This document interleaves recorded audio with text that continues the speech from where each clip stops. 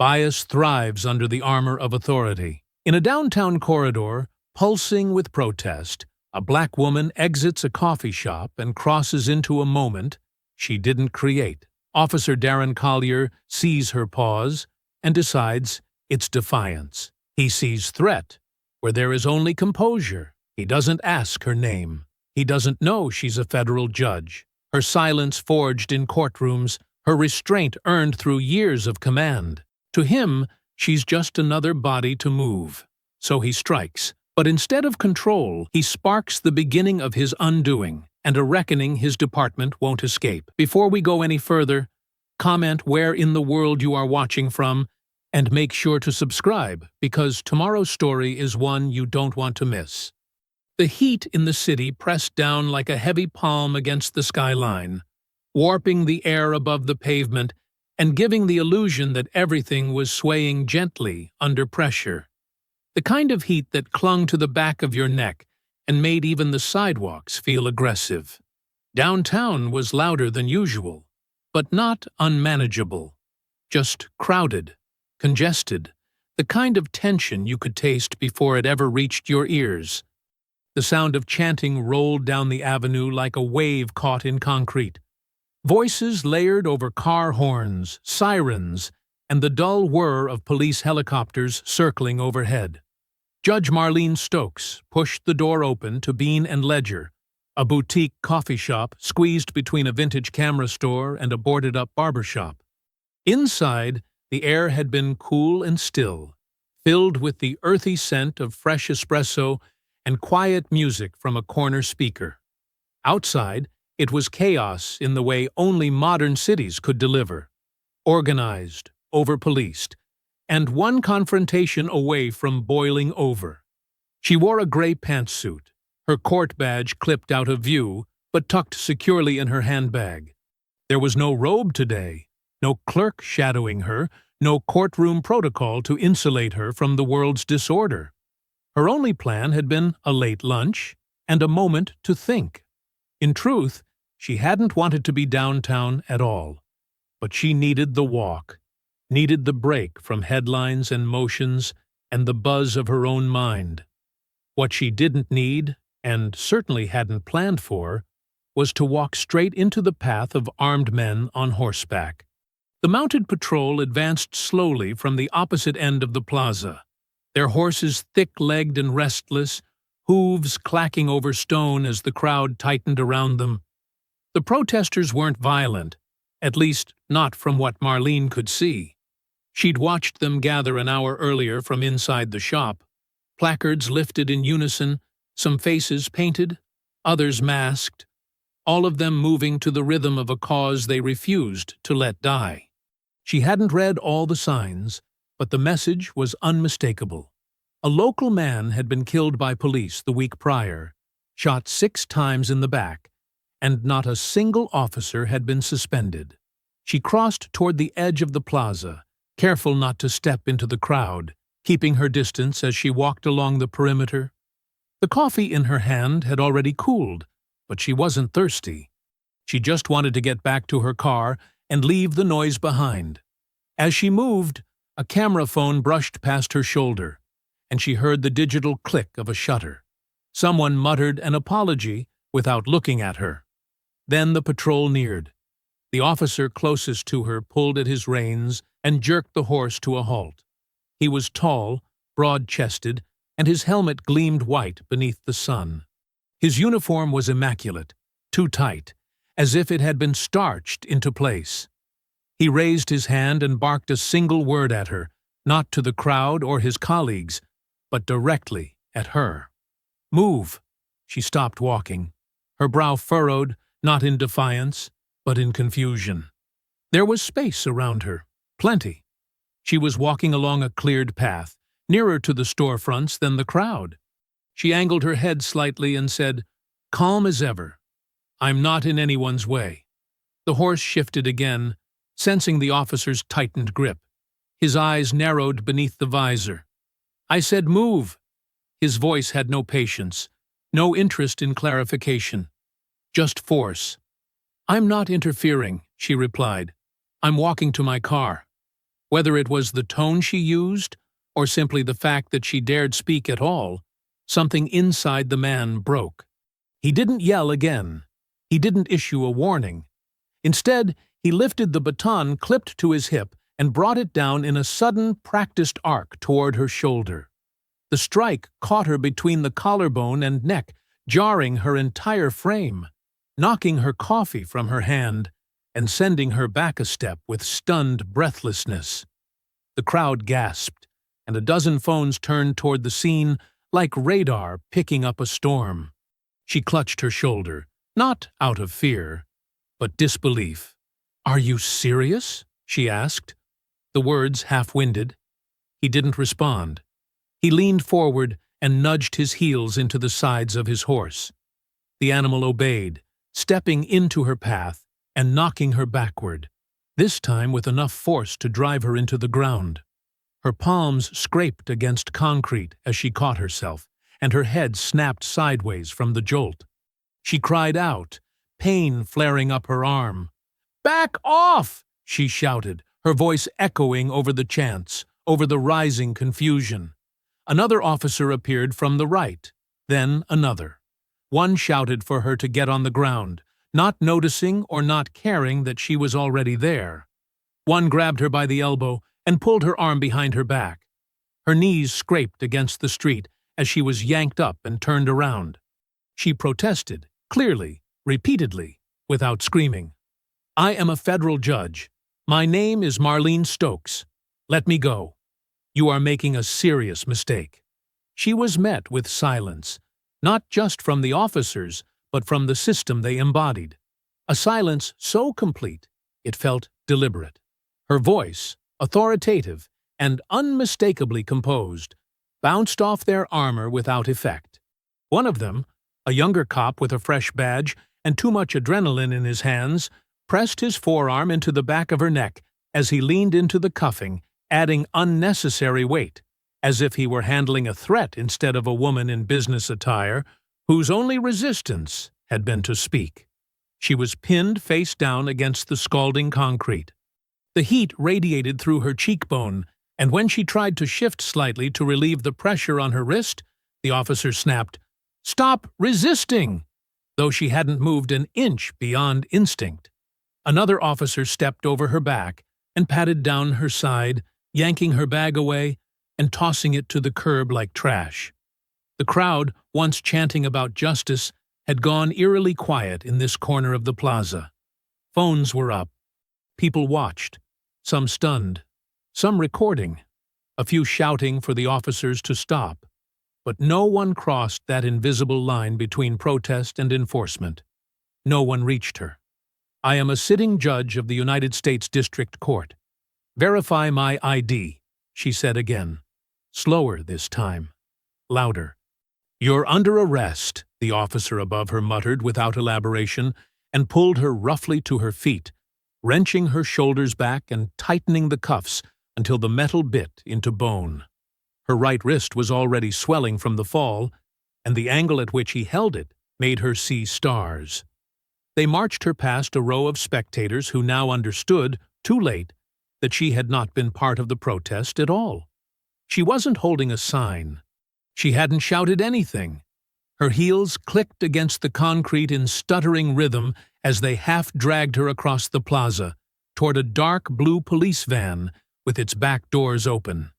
She tried to walk with dignity, spine straight, jaw locked, but the cuffs dug into her nerves with every step.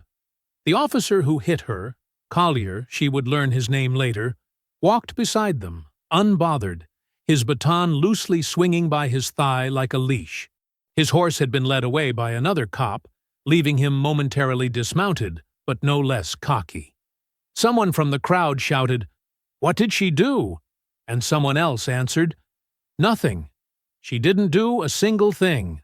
Marlene tried to speak once more, before they reached the van, her voice cracking not from fear, but from the sheer force she had to summon to remain composed. "I am a federal judge," she said again, not pleading but affirming, as if the words alone might finally pierce through their performance. Collier glanced at her, squinted as though considering her claim, then turned to the officer guiding her and said, "Get her in the van. We'll sort her out downtown." She was hoisted up by her elbows, shoved into the metal belly of the transport vehicle without care. Her shoulder collided with the interior wall, and her knees buckled. She caught herself before she fell completely, breathing through her teeth as the door slammed shut behind her with a final, resonant thud. Inside the van, there were no windows, just metal benches, bolts on the walls, and the thick, stifling smell of sweat and disinfectant. No one else sat inside. She was alone, wrists bound, face aching, her body pulsing with pain and indignity.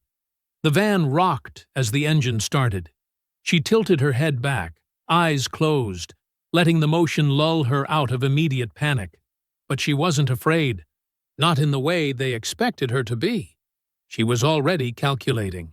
The van rolled to a halt outside the precinct just after 5, pulling up beneath a flickering security light that bathed the pavement in a jaundiced hue. As the doors opened and the city air poured in, thick with humidity and late-day smoke, Judge Marlene Stokes was met not by acknowledgement or clarity, but by the blank efficiency of a system that knew how to process bodies quickly, quietly, and without questions that complicated the paperwork. 2 officers flanked her as she stepped down onto the asphalt, her knees aching, her wrist already pulsing with deep, rhythmic pain beneath the too tight cuffs. She hadn't been read any rights. She hadn't been charged. There was no name spoken into radios, no paperwork held out with identifying information. She was simply escorted in through a side door and swallowed whole by the churning belly of the building. Gray corridors, dirty tile, the faint stink of ammonia failing to cover sweat, and something older, more human and sour. Inside, the pace was mechanical. Clerks tapped at keyboards behind glass partitions. Radios chirped. Phones rang unanswered. Uniforms moved with hollow focus, intent only on the next step, the next intake, the next person who would be logged and filed and forgotten. Marlene tried again. "My name is Judge Marlene Stokes. I'm a federal judge with the United States District Court. Verify my identity. Now." Her voice, clear and unbroken despite the throbbing behind her left eye, fell into the white noise of the intake room like a coin tossed into a flooded well. A woman behind the desk looked up, paused, and then looked away again. The officer beside her nudged her forward, guiding her to a fingerprint scanner, where a latex-gloved technician took her hand without a glance and flattened her swollen wrist against the machine's glass surface. She winced, but did not flinch. "I have ID in my bag," she said. "You've taken it. You know who I am." The technician didn't speak. The machine beeped. A series of buttons were pressed. A label was printed. The officer standing beside her, middle-aged, mustached, with the hardened look of someone who'd grown numb in a uniform, tore the label from the printer and affixed it to a plastic bag, without comment. The bag bore a single entry on the line for identification. "Female, unknown." "No," she said, more forcefully now. "You don't get to erase who I am. You don't get to bury this." The officer raised an eyebrow and looked at her sideways. "You got a problem, ma'am. You take it up with the shift lieutenant.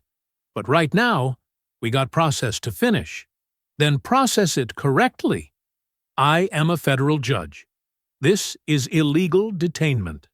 "Then maybe you should have thought about that before you shoved a horse," he muttered, turning away, as if that settled the matter. She didn't respond, not out of defeat, but because she had seen what they were doing now, how they were constructing the narrative not with facts or evidence, but through omission, through paperwork that bore no name and fingerprints that were filed under no title. This was bureaucratic erasure at its most dangerous, the kind that came not with raised voices or slammed fists, but with practiced indifference and quiet contempt. They took her photograph under fluorescent lighting that made the blood drying beneath her nostrils appear almost black. Her eye had begun to purple, and her left temple was swelling into a soft mound. The camera clicked, the screen blinked, and no one asked for her consent. Still cuffed, she was led down a narrow hallway to the holding cells. The walls here were tagged with old graffiti, initials scratched into painted cinder block, a history of forgotten names layered over time. As she passed the duty desk, one officer chuckled at something on his phone and nudged another with his elbow. "Did you see that footage yet? She walked right into the horse. Unbelievable." "Think she was one of those anti-cop types?" the second asked. "I don't know. Looked like she got what she wanted, though." Their laughter followed her like stale smoke as she was directed into a small cell, its door swinging open on shrieking hinges. The metal bench against the back wall was bolted to the floor and slick with dried sweat. No water, no toilet paper. A flickering fluorescent bulb overhead buzzed like a wasp trapped in glass. The door clanged shut. Marlene stood there for a moment, just breathing. The pain was no longer sharp, but dull and insistent, spreading through her side, up her wrist, behind her eyes. She stepped slowly toward the bench and sat down, careful to keep her hands elevated to reduce the swelling. She had not been booked under her real name. She had not been offered a call. No one had read her rights, and no one had confirmed her identity. The ID in her bag, a federally issued badge with her full title, had either been ignored or deliberately withheld. She closed her eyes, not to rest, but to contain the fury building inside her. It wasn't the physical pain that gnawed at her. It was the deliberate erasure, the cruel and casual efficiency of it all. It was the way the officers had looked through her as if she were nothing more than an obstacle to be moved, a problem to be processed, another voice to be silenced before the end of a shift. She thought of her courtroom, the bench she'd sat behind just the day before, hearing arguments about civil liberties and due process from attorneys who had never lived a moment of what she was experiencing now. She thought of the seal above her head, the one etched in oak and stone that read, "Equal justice under law." It had always sounded aspirational, but never hollow. Until now. The noise outside her cell grew louder as more arrests were brought in. Shouting, laughter, the occasional clatter of handcuffs against desks. But inside her, the silence was growing deeper, sharper. It wasn't shock. It was resolve, coiled and ready. They didn't know who they'd dragged in. Not yet. The light in the holding cell had never shut off, not once throughout the night. It flickered slightly with each shift in current, buzzing faintly overhead like an insect that couldn't die. Judge Marlene Stokes didn't sleep. She sat upright on the metal bench, arms crossed, wrists aching, watching the door with a stillness that came not from calm, but from control. The kind that had been sharpened over years behind the bench, where silence could be more powerful than any outburst. When the door finally opened, there was no announcement, no summons, no apology. A uniformed officer with a clipboard stepped into view, called out, "Let's go," and turned without waiting to see if she followed. She rose slowly, every joint stiff, muscles bruised beneath the skin, and walked out into the corridor where a plastic tray sat on a counter containing her belongings, her phone, her wallet, her ID badge. The bag that had been torn open, now clumsily reassembled with a zip tie. No words were exchanged. No paperwork was offered. No charges were stated. She signed nothing. No record of her booking was handed to her, only silence, clipped and administrative. The exit door buzzed open. She stepped into the morning light, and for a moment the brightness disoriented her. The sun had risen while she sat unnoticed, unseen, in a holding cell labeled for someone who supposedly didn't exist. Her driver, who'd been called discreetly by her clerk only after realizing she'd missed a scheduled call, waited across the street. No police escort, no explanation, just bruises, swelling, and a silence that stretched like wire between every bone in her body. She climbed into the back seat without a word and closed the door behind her with the quiet of someone preserving energy for the war ahead. The ride home was silent. She didn't ask for news. She didn't turn on her phone. Her wrist had darkened into a mottled purple, and the scrape along her cheekbone still wept clear fluid. Her robe, back at home on its hanger, felt like it belonged to someone else now. The city outside the window moved normally, children running along crosswalks, buses pulling into stops, coffee lines forming, but the air around her had changed. It was thick with betrayal. At home, she went straight to the bathroom, stripped down carefully, and stared into the mirror. Her reflection was worse than she'd imagined. The bruises were blooming deeper now, the ones on her back just beginning to show through in long, blunt marks from the fall. Her left eye was red around the edges, her lips split, her shoulder visibly swollen. She took a photo, not with anger, not yet, but with documentation in mind. She opened her cabinet, found the sterile gauze, and started cleaning her own face in slow, practiced movements. By the time she turned her phone on, it was nearly noon. Messages flooded in one after another. Missed calls, news alerts, system pings. But one name stood out at the top of the screen. Official statement released. City Police Department. She opened the link. The department had issued a press release just an hour earlier, accompanied by a carefully edited video clip lasting only 23 seconds. It showed a crowd gathered near mounted officers. The angle was wide, the resolution grainy, and the timestamp had been cropped. In the video, Marlene was visible for just a moment, stepping near the patrol line. The clip cut quickly after she raised one hand, possibly shielding her face, possibly in reaction, just before she was taken down. The statement below the video read in clean, professional font. During yesterday's demonstration, a female suspect interfered with the movement of mounted patrol and resisted multiple lawful commands.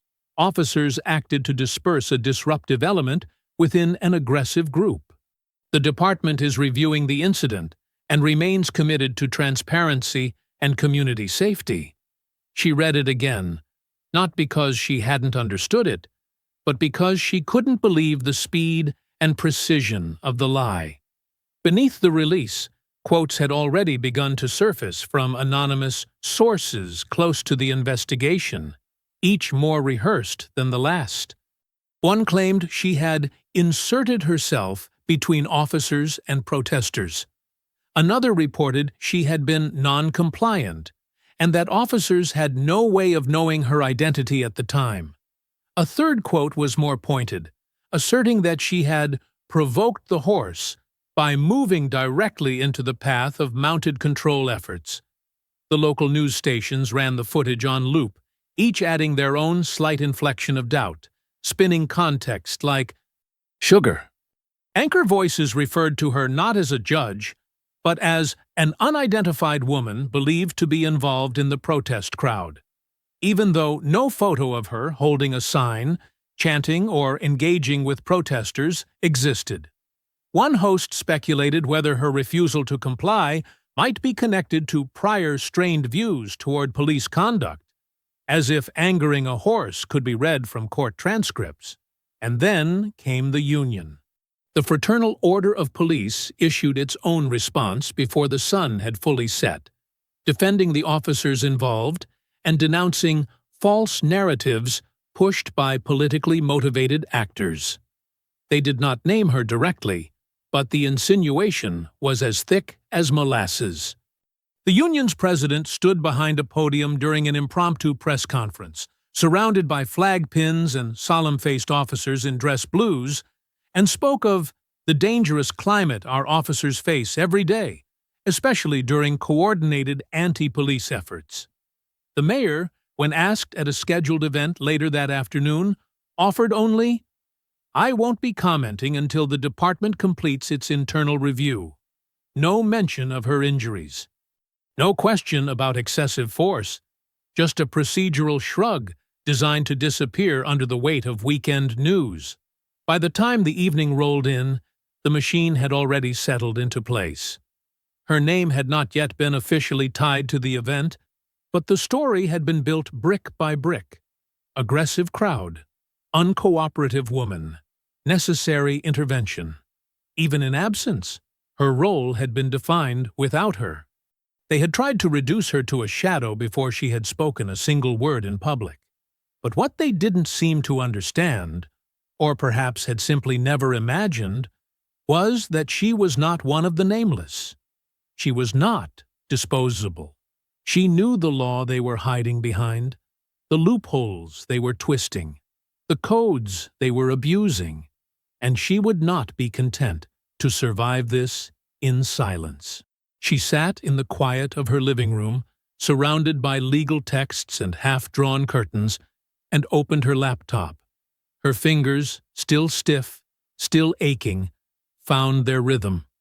The first motion would be filed within the hour. Not against a single officer. Not against the department. Against the entire infrastructure that had conspired to forget her. She did not speak to the media. Not once. Not when they camped outside her brownstone. Not when they left business cards in her mailbox. Not when the segment producers sent their polite requests disguised as sympathy. She watched their coverage silently, face unreadable as they speculated over her silence, treating restraint as mystery, guessing whether it was part of a legal strategy or personal trauma. But the truth was simpler than any of their theories. She had nothing to prove to cameras. Her work would speak in the language the system understood best.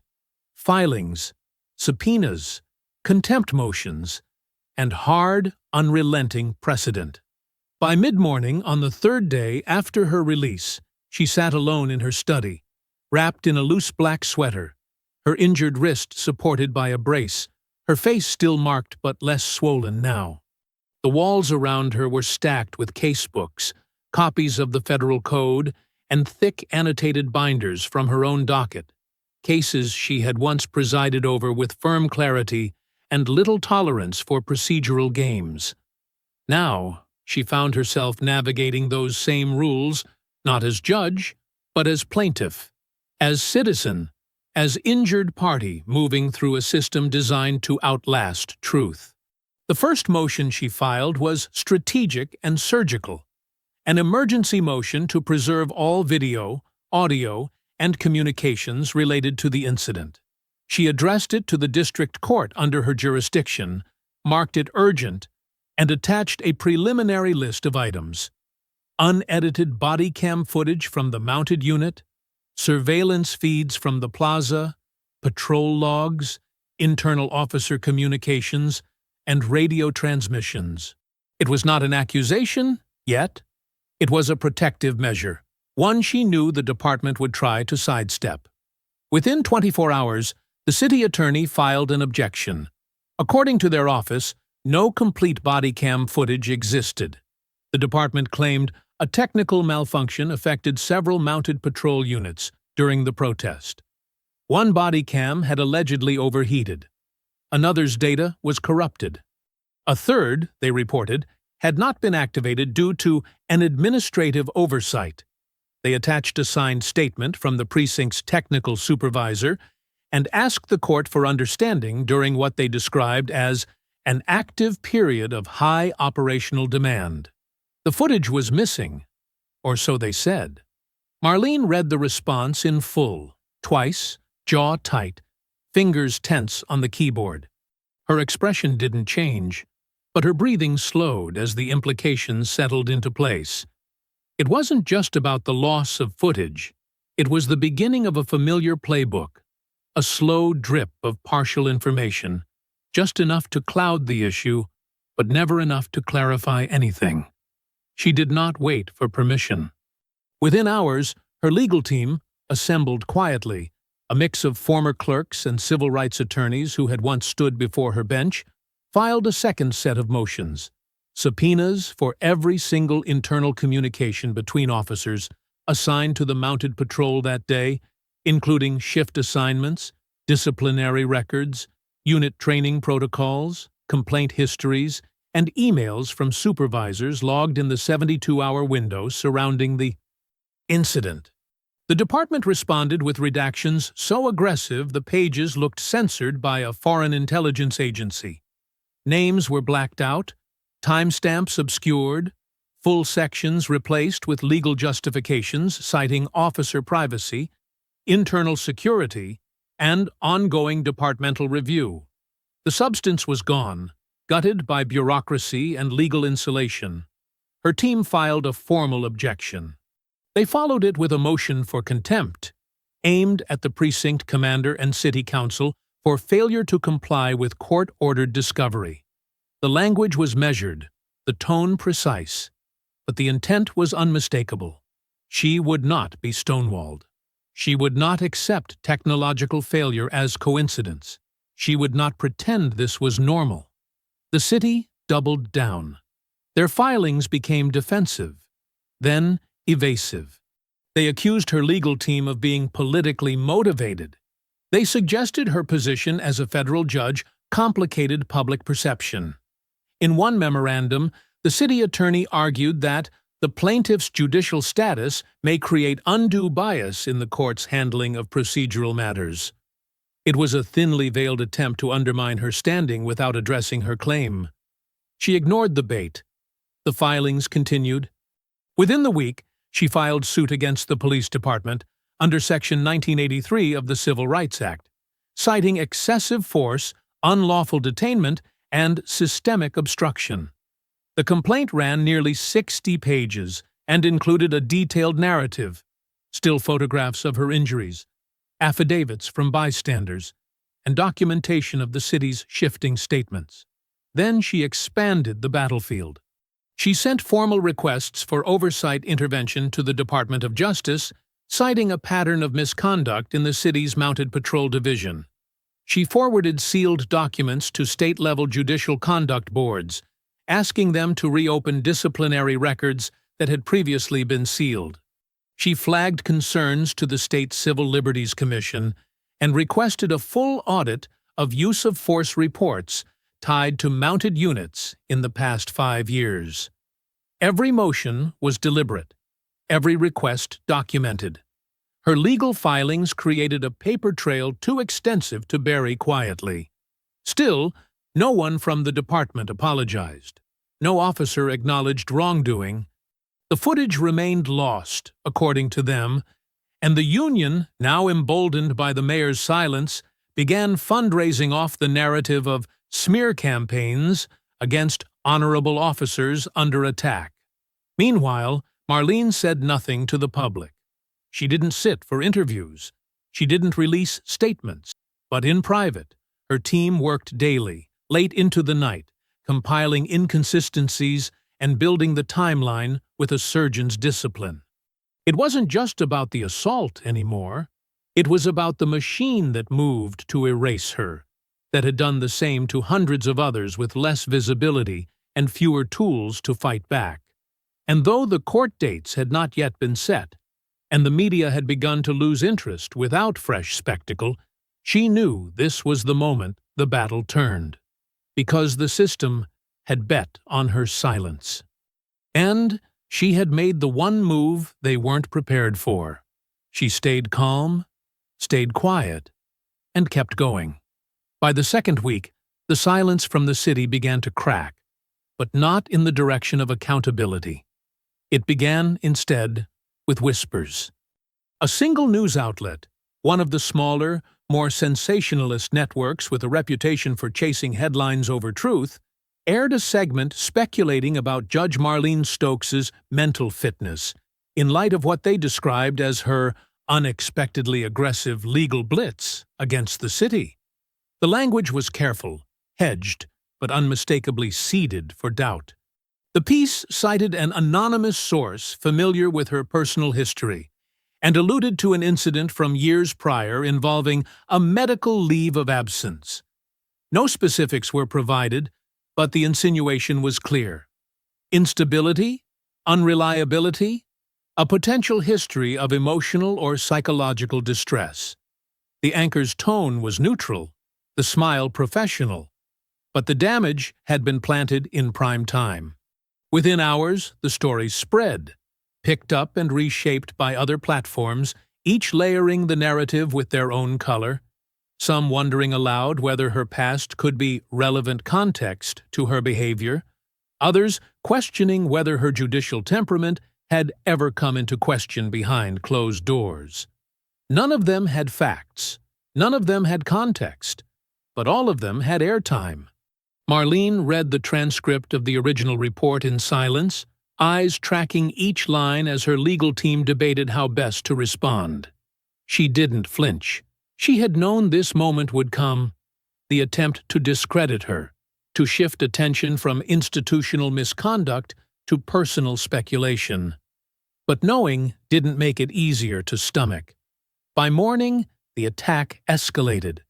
A PDF began circulating online, dumped without explanation into comment threads and buried in discussion boards, then elevated by accounts that seemed too coordinated to be organic. It was a partial medical record, real but decades old, detailing a short voluntary inpatient stay following the death of her younger brother, back when she had been a law student, barely 22, and shattered by grief. The document noted symptoms of acute anxiety and insomnia. No diagnosis, no medication, no subsequent incidents. Still, the leak was deliberate, and the intent behind it unmistakable. The union wasted no time.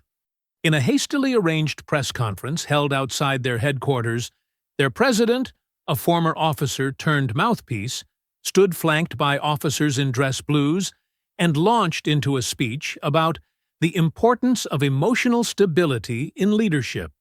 Without naming her directly, he referenced dangerous efforts to weaponize personal grievances against our officers, and cautioned the public against placing too much faith in individuals who may not be operating from a place of rationality. Marlene watched the clip later that evening with her legal advisor, her jaw set, her hands steady on the armrest of her chair. They were baiting her, trying to provoke a misstep, a public outburst, a televised moment of fury they could loop endlessly to match the story they had scripted. She gave them none of it. Instead, the very next day, she filed 2 new complaints, one for retaliation, the other for unauthorized access and release of sealed medical records, both carrying federal implications. Her legal team added named defendants this time, individuals within the department's Internal Affairs Office who had access to sealed personnel files, along with technical staff who had administrative privileges over the city's record systems. Every name was backed by time logs, login data, and internal routing protocols obtained through prior discovery. The suit named the union as well, under a civil conspiracy claim.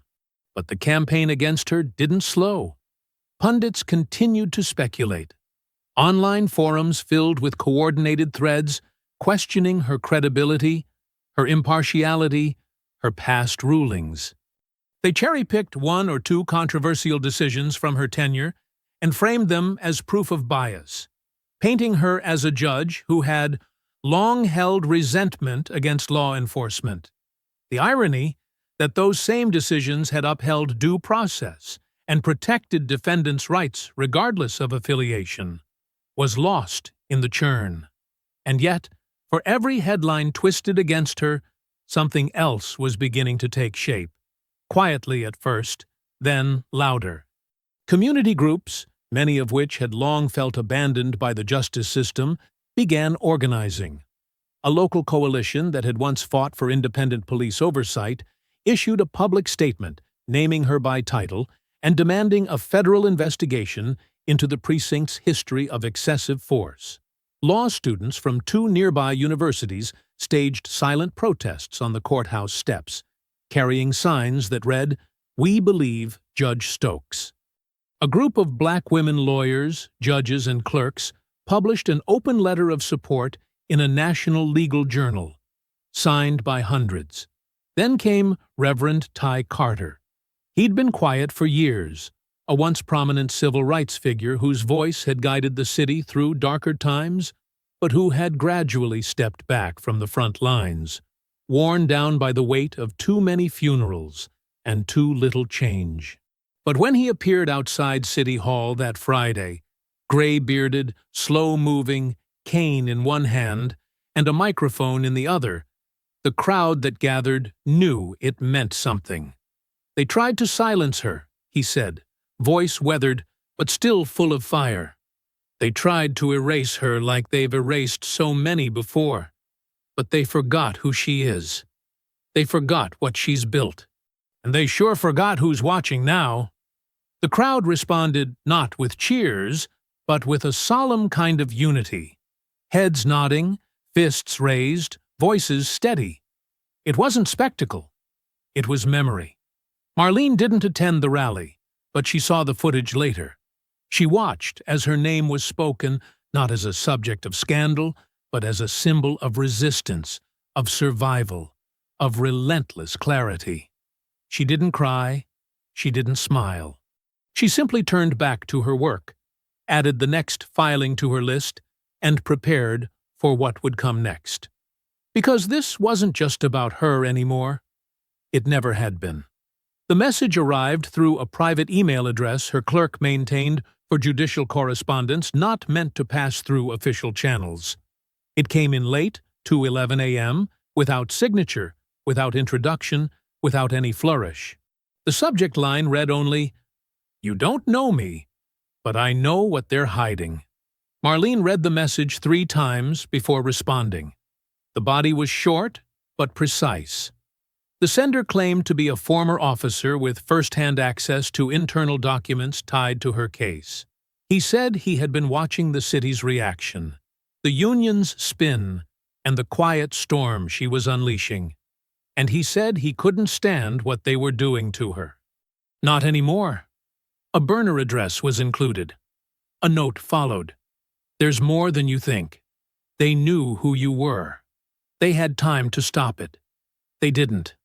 By the end of the day, the documents arrived in an encrypted drop. 67 pages of internal communication, nearly all of it from the first 24 hours after her arrest. They included emails from precinct commanders, messages between union reps and department PR staff, even fragments of a draft statement that had been rewritten 3 separate times before being issued to the public. Most shocking of all, buried on page 31, was a thread forwarded from a sergeant's account that read, "Judge's ID came up in system. Do not reference by name until cleared by comms. Advise all units, treat as UF, unknown female, until statement finalized." They had known. Not just the arresting officer, but the watch commander, the booking sergeant, and at least 2 administrators responsible for shaping the department's narrative. They had deliberately ignored her identity because it complicated the story they were preparing to tell. She didn't speak for a long time after reading it. She just stood at the window of her study, the emails open on her screen behind her, the soft rhythm of traffic outside offering no relief. There had been moments over the last 2 weeks, during the late-night attacks on her character, during the leak of her private medical record, when she'd questioned how deep the resistance to truth would go. Now, she had an answer.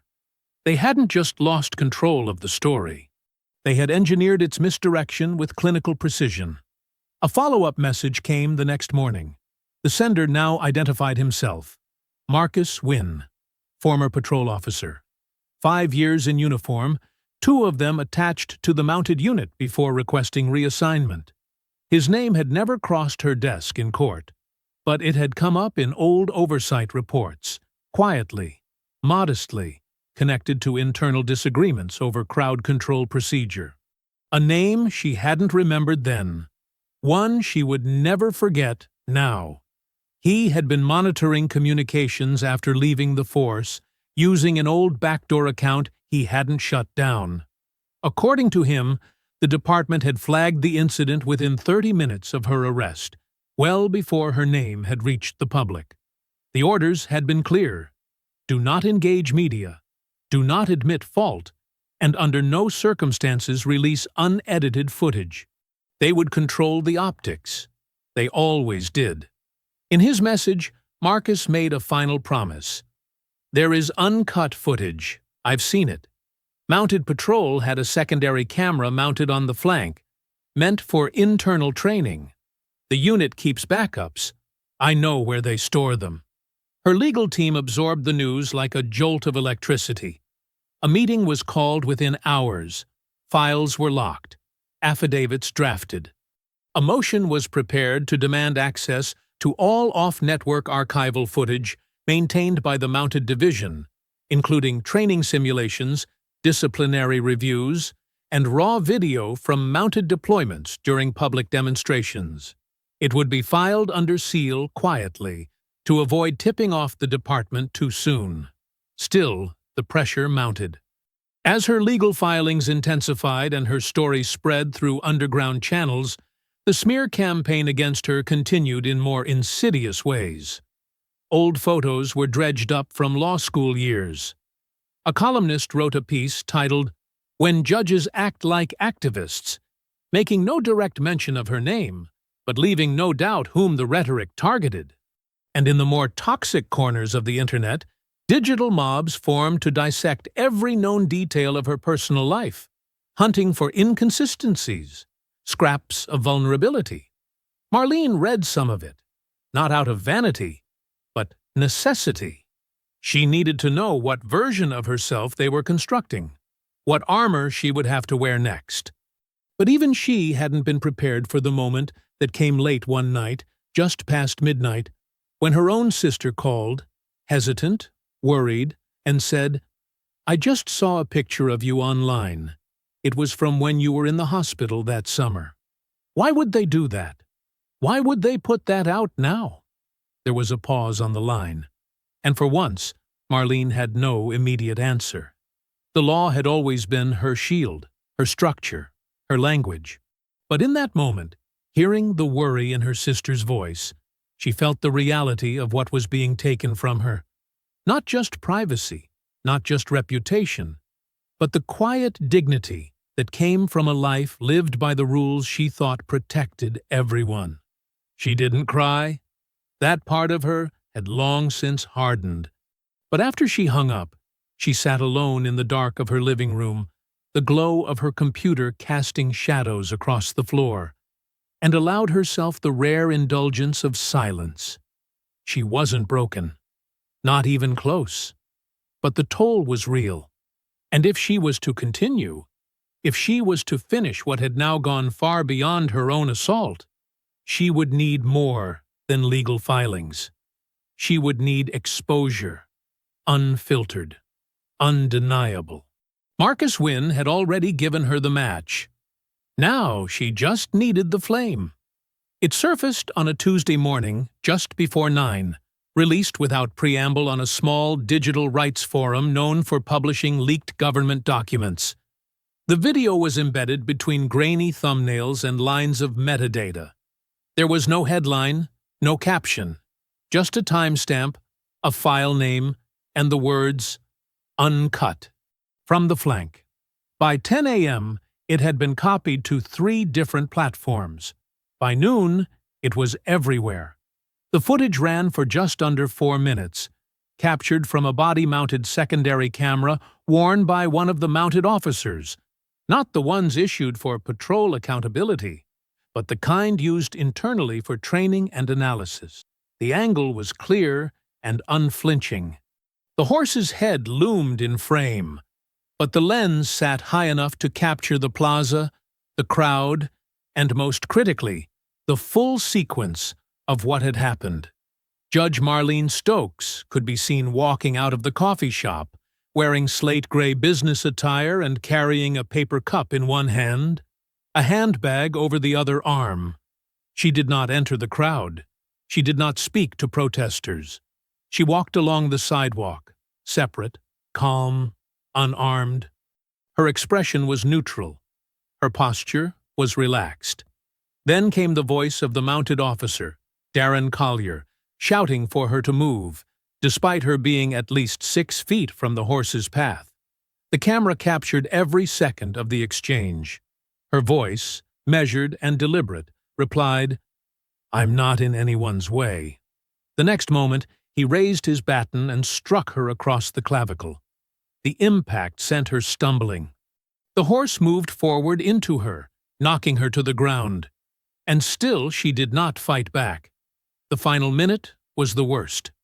Multiple officers surrounded her as she sat dazed on the sidewalk, one grabbing her from behind, another forcing her face into the pavement.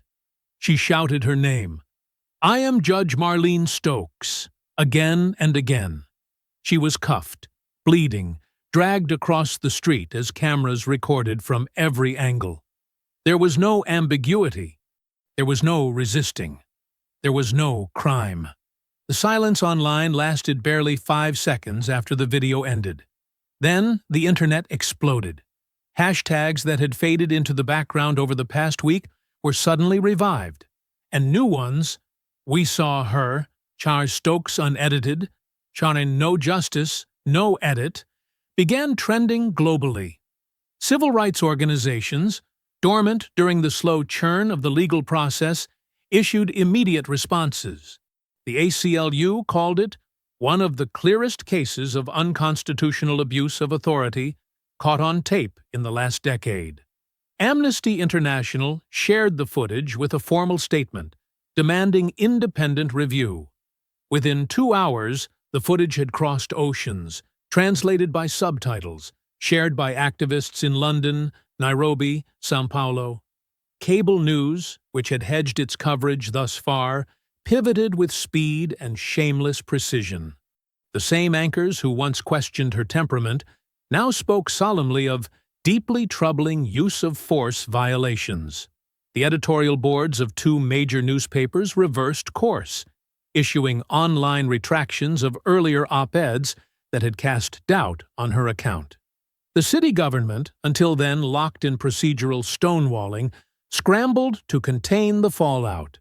At 3:15 p.m., Mayor Eleanora Banks finally appeared behind a podium, flanked by city officials, who looked as though they'd aged 10 years in 10 hours.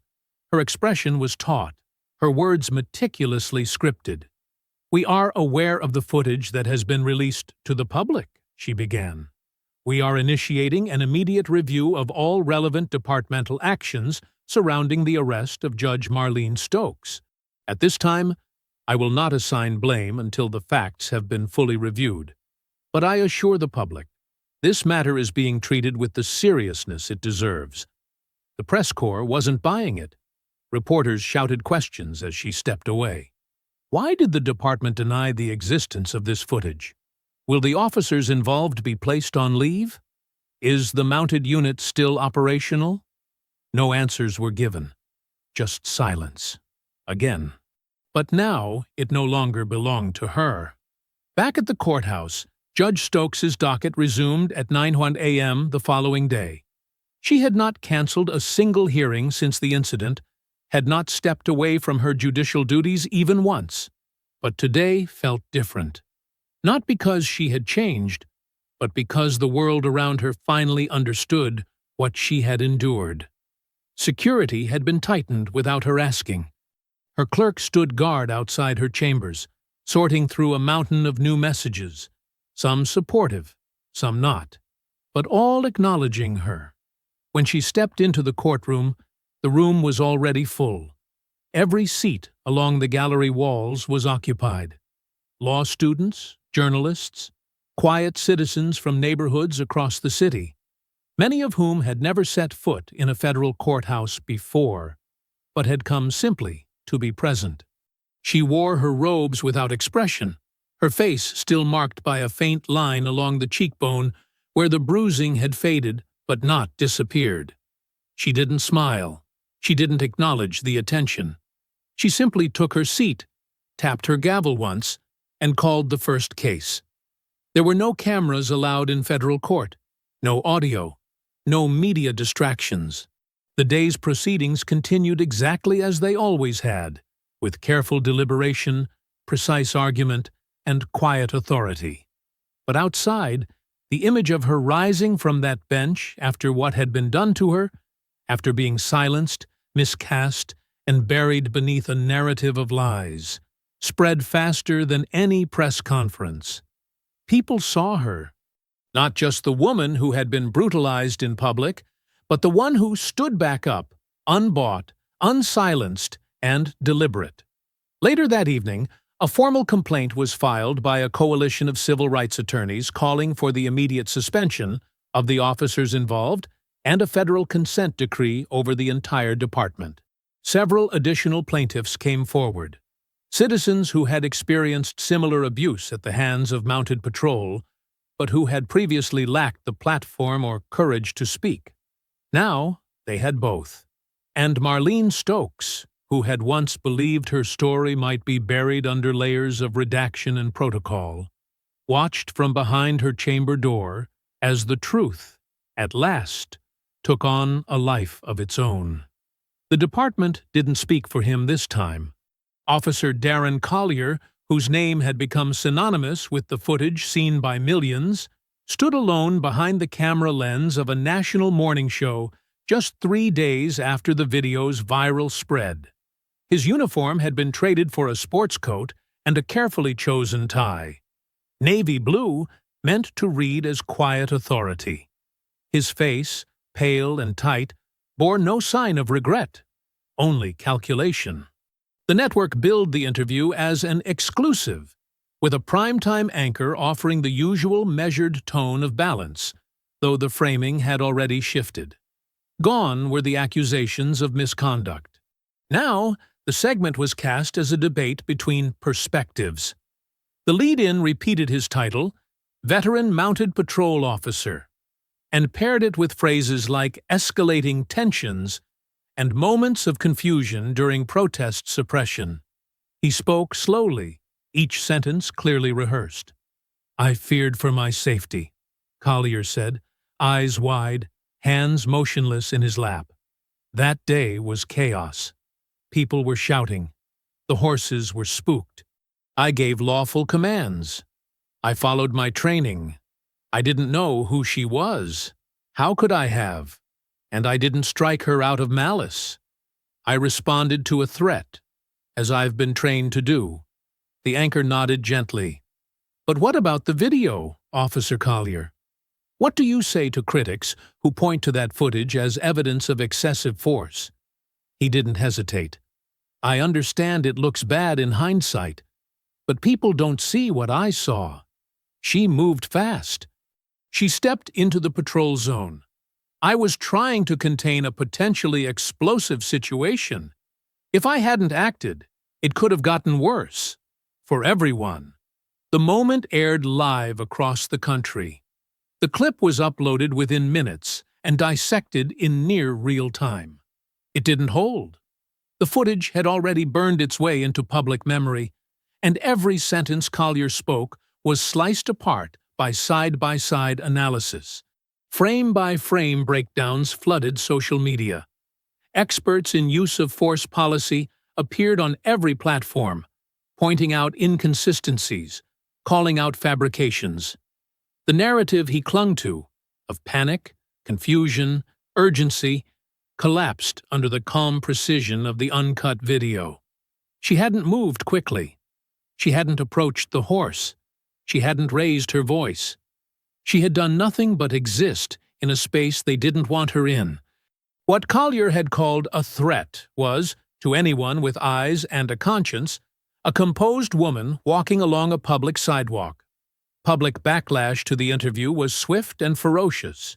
The anchor faced criticism for giving him a platform. The network scrambled to issue clarifications.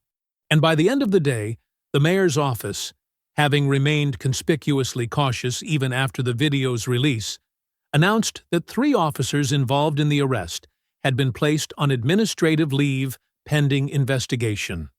Not just Collier, but the two others who had tackled, cuffed, and booked her as an unidentified female without question. Then came the DOJ. At 11:46 a.m. The next morning, the United States Department of Justice issued a formal announcement. In response to recent evidence and mounting allegations of systemic misconduct, the Civil Rights Division will conduct a full-scale review of the 7th Precinct and its associated operations, with particular emphasis on crowd control, use of force policies, and internal disciplinary mechanisms. The announcement was read live by the Assistant Attorney General herself, who, while measured in tone, referred to the video as deeply disturbing and emphasized the need for structural clarity and institutional reckoning. The city was no longer dealing with a PR disaster. It was staring down federal scrutiny. Marlene did not gloat. She gave no public remarks. Instead, she filed her next motion. This time it was personal. A federal civil suit against the city, the police department, the officers directly involved in her assault and detainment, and the unnamed officials responsible for suppressing evidence and leaking her private medical history. It was a comprehensive, legally airtight complaint that outlined not only the constitutional violations committed against her, but the systemic failures that had allowed it all to happen without internal correction. She wasn't seeking sympathy. She was demanding accountability. Within 48 hours of the filing, the city reached out through back channels, offering to negotiate a settlement. A large one. Confidentiality included. No admission of fault. The sum was substantial. High six figures, perhaps more if she agreed to refrain from any public discussion moving forward. She didn't need time to consider. The rejection came back that same afternoon, formal and succinct. I will not trade silence for money. This is not about compensation. It is about consequence. Her refusal landed like a blow. In City Hall, legal advisors argued over risk management while outside, protesters gathered again, this time not to demand arrests, but reforms. Their signs bore her name not as a symbol of martyrdom, but of resistance reclaimed. It was no longer just about what had been done to her, it was about what had been exposed, and how far that exposure could reach. Marlene watched the city from her apartment window that evening. The streets below crowded with faces, signs, cell phones raised. She did not address them. She would not deliver speeches. She had chosen a different path, and now the momentum she had sparked was moving without her needing to lead it. That was the point. But behind the scenes, she continued to prepare. Depositions were scheduled. Hearings were drafted. Her legal team expanded by the week, bolstered by volunteers, former colleagues, and constitutional scholars who saw in her case the fault lines of something far older and more deeply rooted. She didn't trust the system to repair itself, but she would force it to answer for what it tried to bury. And this time, there would be no editing room, no spin, no missing footage, only facts, and the will to make them matter. The grand jury convened under closed session in the federal courthouse just 4 blocks from where Marlene had been arrested. The deliberations took days. The evidence was thorough, the testimony layered with documentation, timestamps, internal policies, and an unflinching narrative shaped not by speculation, but by video, by digital trails, and by the slow unraveling of a cover-up that no longer held together. When the indictment came, it was read plainly, without flourish, without camera flashes, without any of the pageantry that sometimes clung to high-profile announcements. It simply stated that Officer Darren Collier was being charged with federal civil rights violations under color of law, including excessive force, false arrest, and obstruction of justice. The news hit the city like a thunderclap, anticipated, feared, resisted, but inevitable. Local law enforcement officials, previously vague and meandering in their public remarks, now scrambled to reframe their positions. The union issued a terse statement, filled with generic expressions of support for law enforcement families and due process, but it carried no fire, no defense of Collier's actions. The department offered only the standard line that it would fully cooperate with the ongoing federal investigation. But it was the next revelation, quieter yet more damaging, that shook the foundation more than the indictment itself. Marcus Wynn, the former officer who had leaked the footage, agreed to testify under oath before the DOJ's civil rights team. His statement confirmed what the documents had already suggested, that departmental leadership had been aware of Marlene Stokes's identity within 30 minutes of her detainment, and that a conscious decision had been made not only to suppress that fact, but to tailor the department's narrative in a way that deflected accountability and justified the use of force after the fact. Emails presented to the DOJ included phrases like, "Hold on release until legal clears ID issue," and "better to scrub now than walk back later." There were clear references to the video's internal storage location and instructions to disable secondary feeds unless requested formally through legal. Marcus identified 2 sergeants by name, one still on active duty, the other reassigned to internal affairs, who had circulated edited versions of the ET footage before the press release was issued. His testimony filled the gaps between implication and intent, leaving no plausible deniability behind. The pressure moved swiftly up the chain of command. Chief Elena Phelps, who had thus far managed to stay above the fray with polished statements and carefully limited interviews, now found herself at the center of scrutiny. For weeks she had claimed that she had not been briefed in detail prior to the department's public statement, and that any failure in transparency was due to lower-level breakdowns in communication. But the emails told a different story. One in particular, dated just 12 hours after the incident, showed her explicitly acknowledging that the arrestee was a federal judge and advising the city's legal team to manage optics ahead of verification. The wording was formal, yet unmistakably incriminating. The kind of language designed not to tell a lie, but to carefully dance around truth. But in context, and against the backdrop of what had followed, it amounted to complicity. Civil rights attorneys representing multiple plaintiffs now joined forces, filing a joint motion for discovery into departmental knowledge of systemic misrepresentation.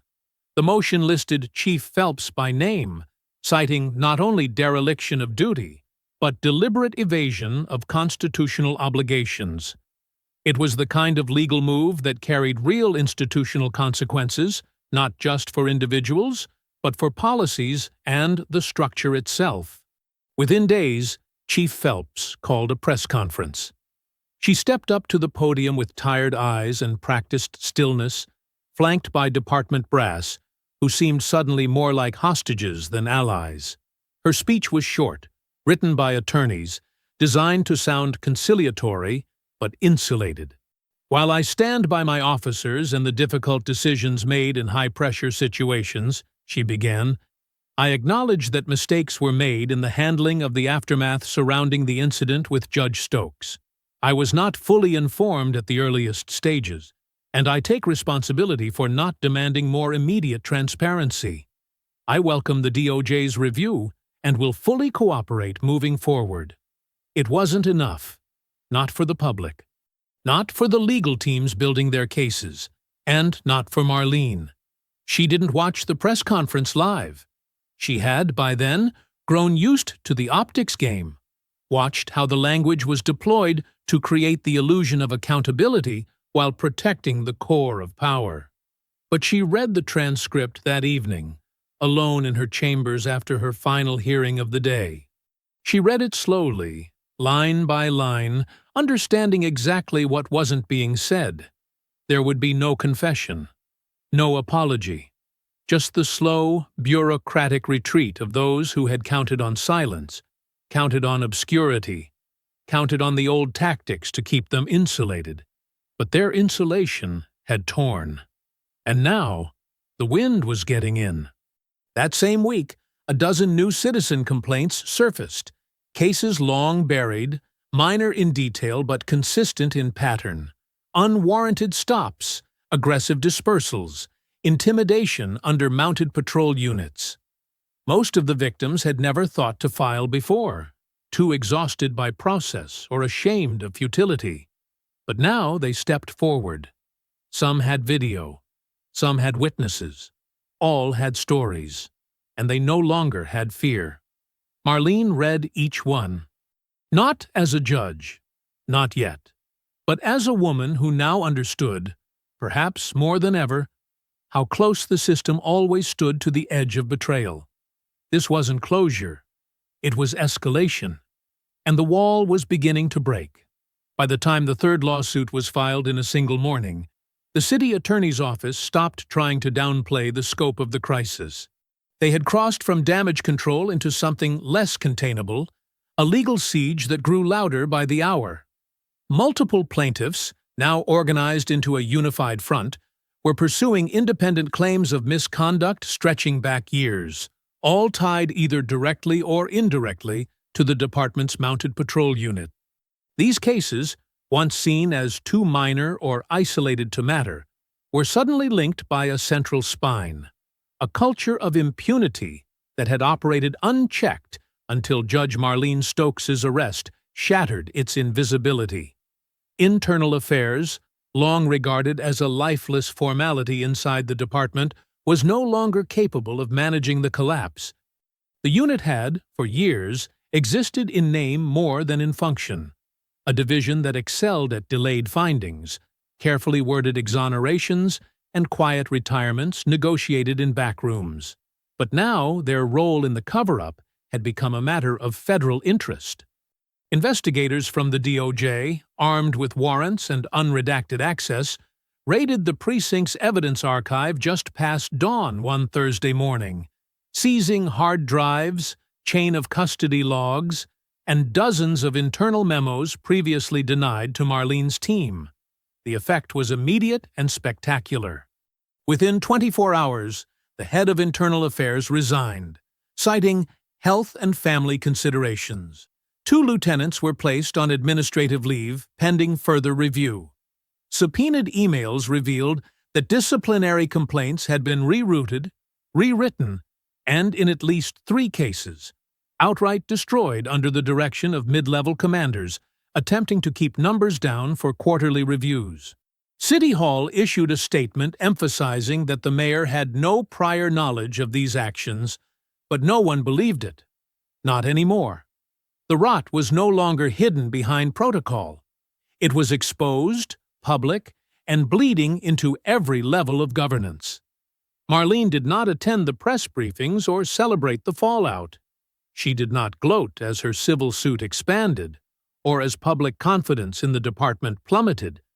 Instead, she remained in her chambers, presiding over cases as she always had, issuing decisions with the same sharp, deliberate voice that had once held a courtroom in thrall long before her name had become a symbol. But behind her calm exterior, her legal team moved with accelerating speed. New affidavits were added to the growing stack of complaints. Witness lists grew.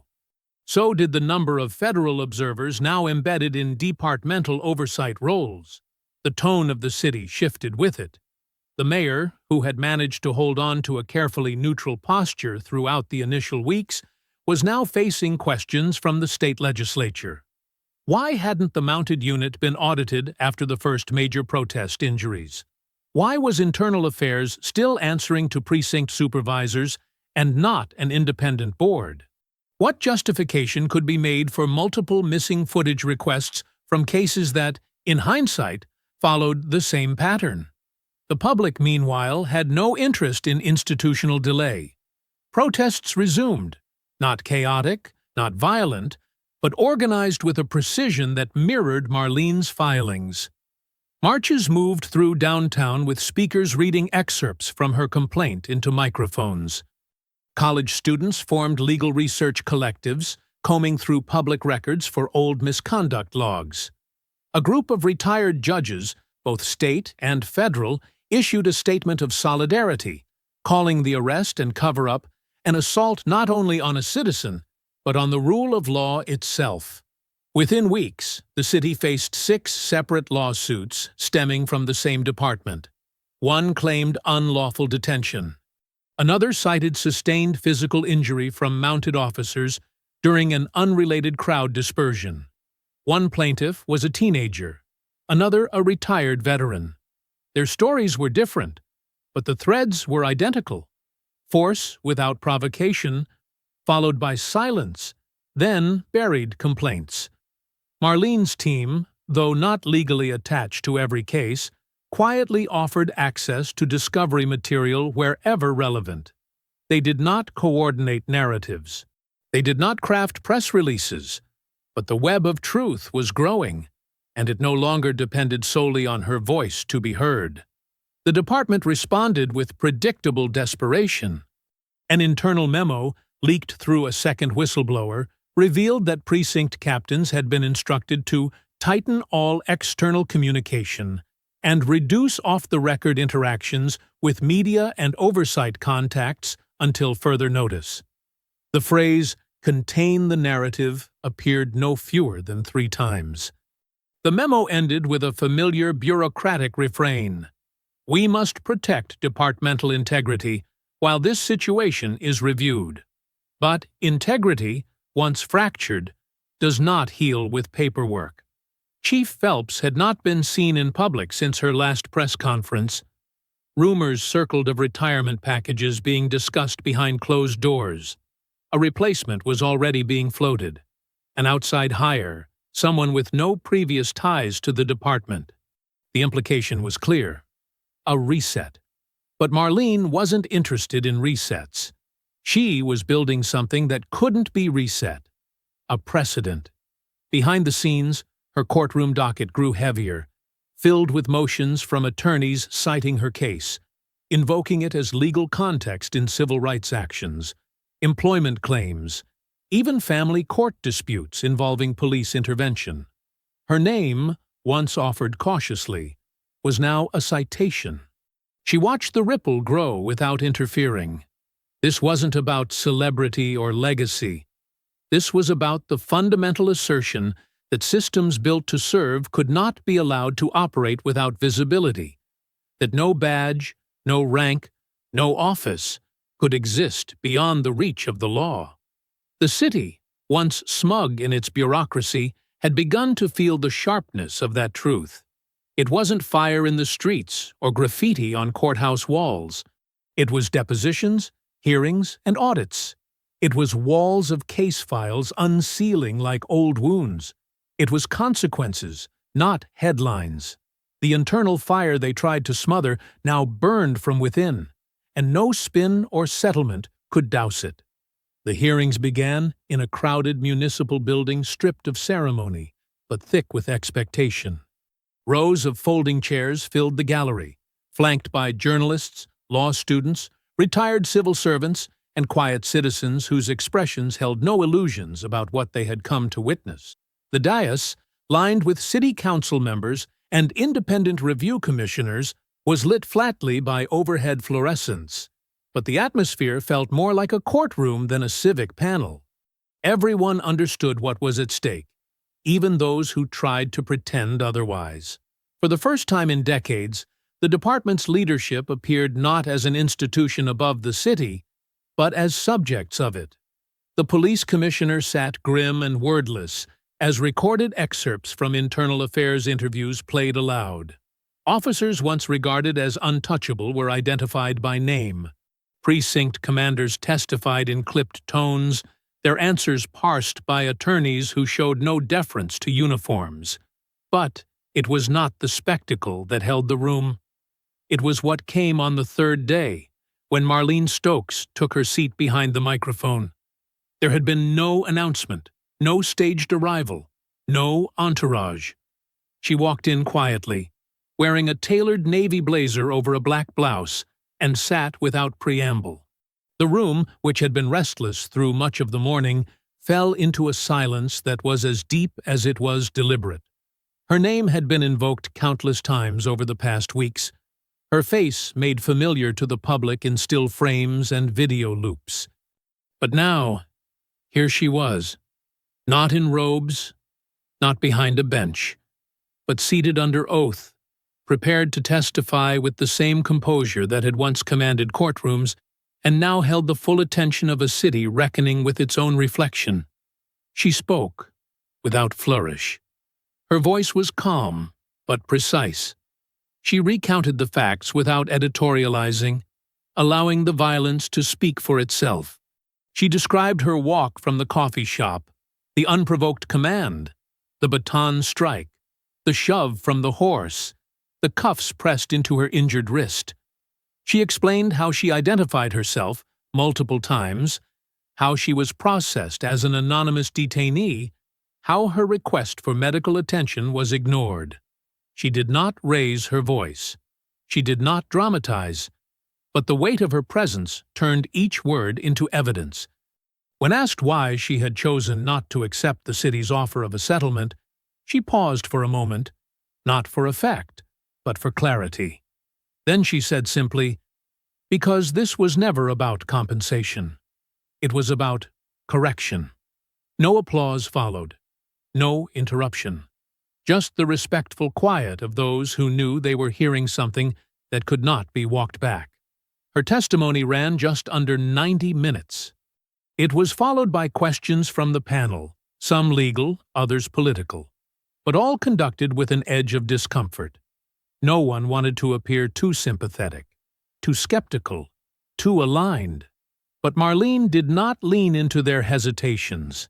She gave them nothing but precision. Her words left no room for rhetorical rescue. The aftermath of her appearance was immediate.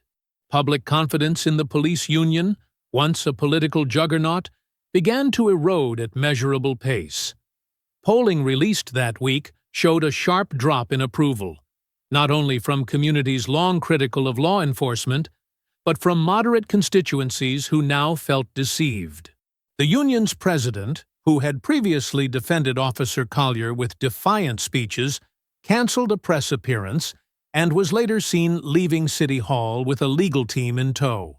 The hearings closed with a unanimous recommendation from the Oversight Board: a full dismantling of the Mounted Patrol Division, the immediate suspension of all officers under investigation, and a sweeping revision of the department's use of force policy, including a ban on baton strikes to the upper body, mandatory identity verification procedures, and strict compliance with detainee access to medical evaluation within 30 minutes of custody. Within days, the City Council passed the recommendations into binding law.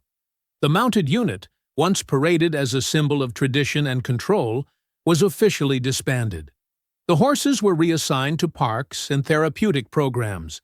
Their handlers, many of whom had made careers under the illusion of untouchability, were offered desk reassignments or early retirement. Some accepted. Others filed grievances. But the unit no longer existed. Not in uniform, not on paper, not in practice. What replaced it was something less visible but more powerful. A code change in how force could be applied, when it could be justified, and how it would be scrutinized.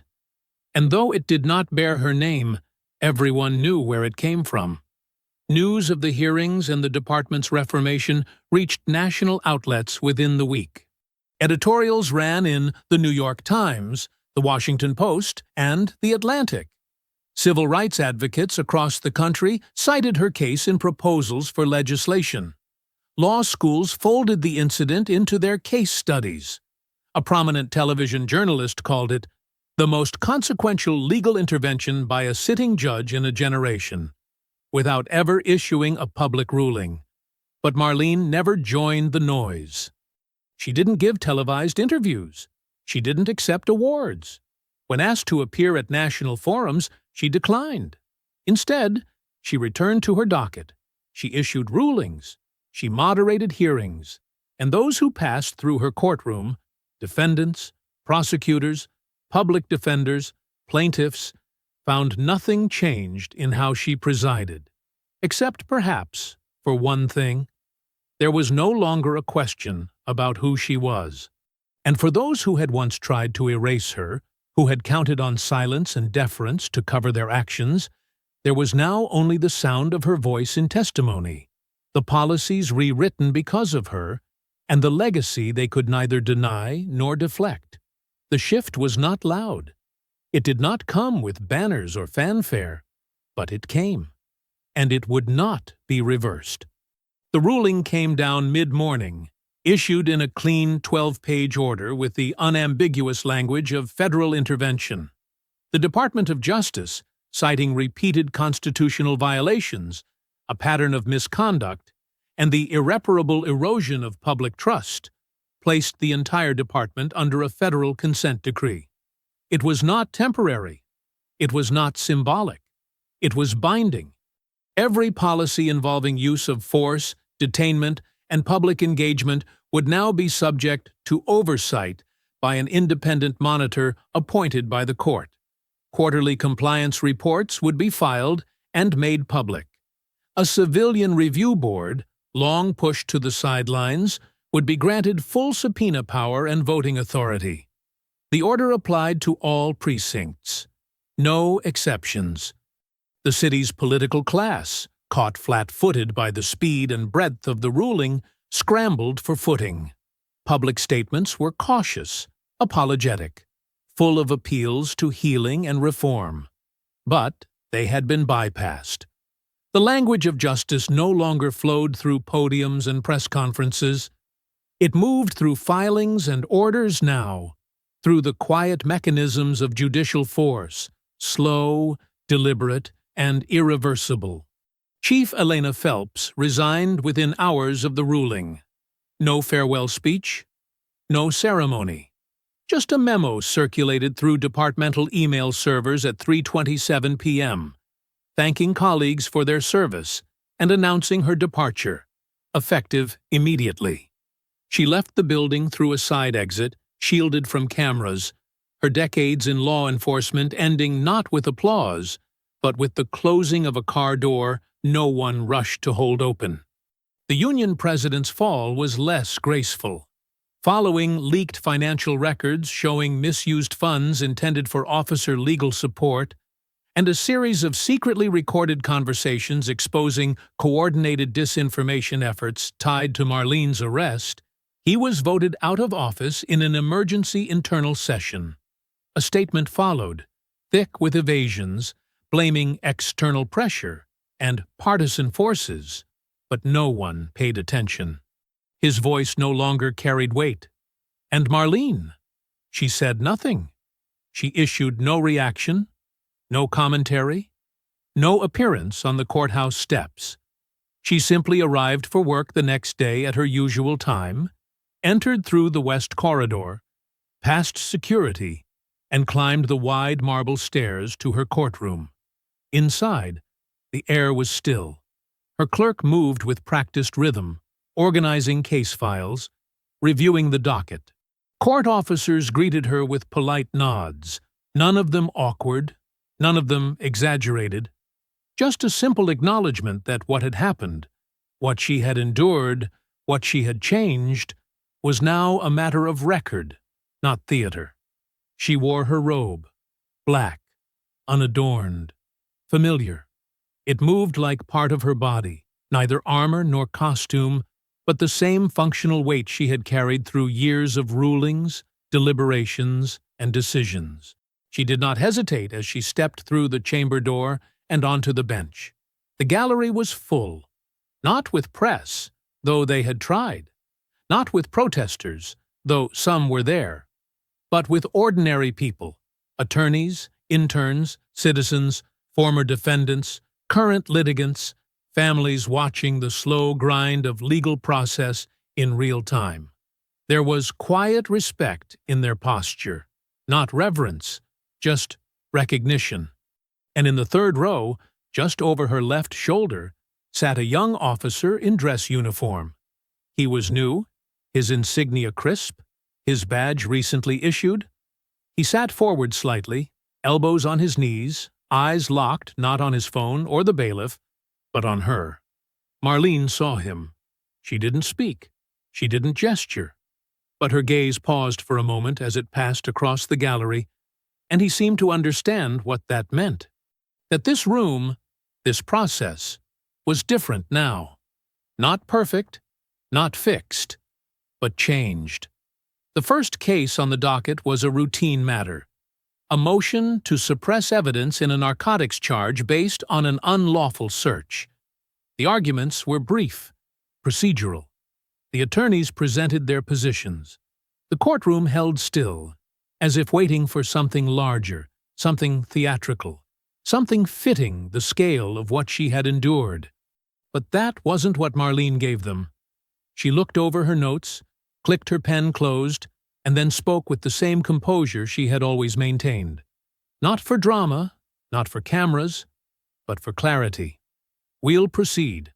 And with that, the court resumed. Not broken, not breathless, but certain. Outside the courtroom, headlines ran in digital crawl bars and front-page print. Consent decree finalized. Chief resigns. Reforms begin. Mounted unit dismantled. Civil suits advance. DOJ to monitor precinct operations. Judge Marlene Stokes returns to the bench. But inside the courtroom, the only news that mattered was that justice had survived. Not untouched, but undeterred. Marlene walked home just after dusk, her shoes clicking softly against pavement still warm from the day's sun. The city looked unchanged. Same storefronts, same cracked curbs, same folding chairs out on apartment balconies. But something in the air felt different, lighter. Not healed, not fixed, but open in a way it hadn't been before. At the corner of 9th and Mason, a woman she didn't recognize stepped beside her at the stoplight. A quick glance, then a voice, gentle, steady. "Thank you." Marlene nodded once, quietly, before the woman disappeared into the evening crowd. Farther down the street, she passed the mural.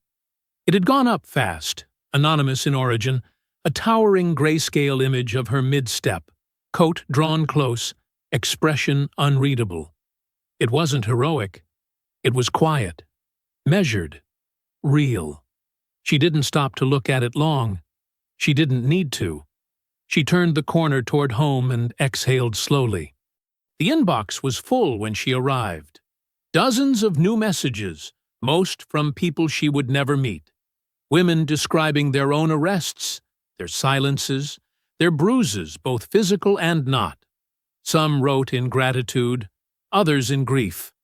Many wrote just to say they were watching. She read a handful, then powered down the screen. This wasn't victory, and it wasn't closure. The consent decree was in motion, the mounted unit gone, the city bracing for reform, but the machine still turned in other corners. The precinct wasn't the only one. The names weren't the only ones. Change, she knew, didn't settle with headlines. It had to be forced, day by day, paper by paper, rule by rule. She stood at her window for a moment, watching taillights blink in rhythm across the avenue. Then she sat at her desk, pulled a clean notepad toward her, and began outlining a proposal for judicial accountability reviews on citywide arrest procedures. No press, no cameras, just another motion. They had tried to reduce her to an error in their records, a body on the pavement without a name. They failed. Now she had become something far more difficult to silence. Precedent. She wrote in long strokes across the page, then paused. The city was still burning in places, but there was a crack in the wall. She looked toward it, steady and sure. "I'm not done," she said. And she meant it. I hope you enjoyed that story. Please share it with your friends and subscribe so that you do not miss out on the next one. In the meantime, I have hand-picked 2 stories for you that I think you will enjoy. Have a great day.